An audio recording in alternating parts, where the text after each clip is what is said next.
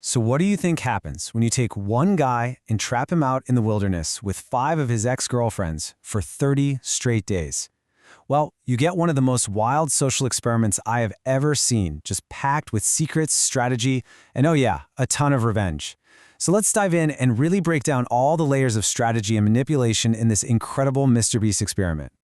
Okay, so the setup is just brilliantly simple and absolutely brutal. You have one man, Grant, who pretty famously cheated on his ex, Ashley, on national TV.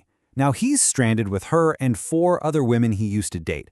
I mean, the whole thing is basically a powder keg, just waiting for a spark from the very first minute. And what are they all fighting for? What's the prize for surviving this emotional minefield for 30 days? $250,000. So with that much cash on the line, you know that every single conversation, every little decision is going to be magnified times 1,000. What could possibly go wrong, right? Well, as it turns out, literally everything. This isn't just about building a shelter and finding food. It's a full-on psychological war where all the old drama becomes new ammunition. Now, at the heart of all this chaos are 2 people. Grant, who kind of sees this as his big shot to prove to everyone that he's a changed man, and then there's Ashley, the ex he publicly humiliated. And believe me, from the moment they get there, she makes it crystal clear what she's there for. Wow. Yeah, there's no easing into it, no awkward, hey, how you been? Just that. Pure, unfiltered hatred. That one line from Ashley on day 1 pretty much sets the stage for the entire competition. The battle lines are drawn right then and there.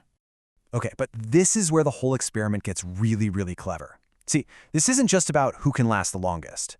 The entire game is built around 2 huge secrets, one for him, one for them, and neither side knows what the other's secret is. It's a perfect setup for drama. And the power dynamic is just fascinating, but it's completely hidden at first. So Grant is told he's the one in control. Every 5 days, he gets to eliminate one woman until there's only one left.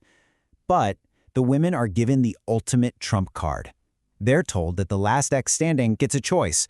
She can smash Grant's heart and take every single penny. And you can just feel the air change the second they hear that. The moment the women get their secret, this stops being a game about survival. It's about payback. For them, this isn't some game show anymore. This is the universe delivering a big slice of karma. So with this secret ace up their sleeve, the women don't just sit back and wait. Oh no. They immediately form an alliance and start cooking up this meticulous plan to make sure Grant walks away with absolutely nothing. And Ashley becomes the tip of the spear. The whole group agrees. The master plan is to manipulate Grant into keeping Ashley all the way to the end. That way, she can be the one to deliver the final blow and take the money for all of them. And their strategy is actually pretty brilliant. Ashley starts what she calls project manipulation, faking tears to make Grant feel sorry for her. At the same time, the other women, like Julie and Abby, start being intentionally mean to Grant. It's a classic good cop, bad cop routine, right? They want to make Ashley look like the reasonable one. But then, Grant throws a wrench in their plans with an ultimatum of his own. At first, though, it seems like their plan is working perfectly. On day 5, Grant boots Amy for making a sarcastic comment. Then Alyssa just quits. The wilderness is too much for her. And then on day 15, he gets rid of Julie, who, remember, was being mean on purpose. He's literally playing right into their hands.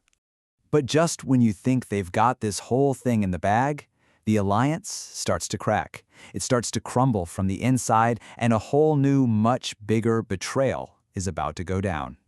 And this is the real turning point. It all comes down to a realization from Abby.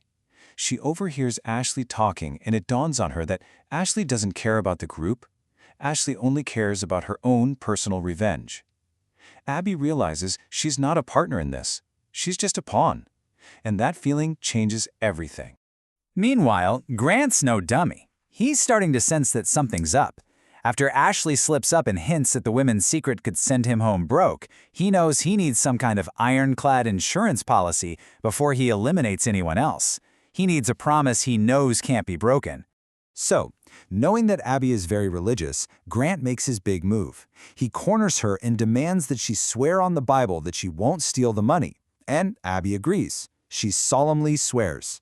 For Grant, this is checkmate. He thinks he's just locked in his victory with a spiritually binding contract. So on day 25, Grant, feeling totally secure in his deal with Abby, gives this big speech about forgiveness. He turns to Ashley, tells her, "I hope you find God," and smashes her heart, sending her home. He has just put all his trust and all his money into Abby's hands. And now, we get to the moment this whole thing has been building towards. With Ashley gone, Mr. Beast finally tells Grant about the women's secret. And you can just see it on his face. The power he thought he had for 25 days, poof, it just evaporates. The entire game has just been completely flipped on its head. Abby is now in total control. She can either keep her promise and split the money with Grant, or she can break her oath, smash his heart, and walk away with every last dollar. The entire game rests on her shoulders. And this is her justification for what she does next. And you got to admit, it's a fascinating bit of mental gymnastics. In her mind, because Grant forced her to swear on the Bible, he was actually manipulating her, using her own faith against her. And a promise made under that kind of pressure, she argues, isn't a real promise at all. And then she delivers the knockout blow. After explaining her logic, she looks over and says that part of her decision is for Ashley. The original revenge plot, the one everyone thought died when Ashley left, just got resurrected in the final seconds of the game. And with that, she does it. She smashes his heart. After 30 days of strategy and lies and broken promises, Grant goes home with absolutely nothing. $0. Abby takes it all. And get this, thanks to a challenge they won earlier, it all wasn't even just the original $250. Nope. Abby walked out of the wilderness with a staggering $300,000, just a stunning end to a masterful social game. Which leaves us with a pretty deep question, doesn't it? Was Grant's demand for an oath a smart, strategic move to protect himself? Or was it a manipulative tactic that actually gave Abby a reason to break her promise?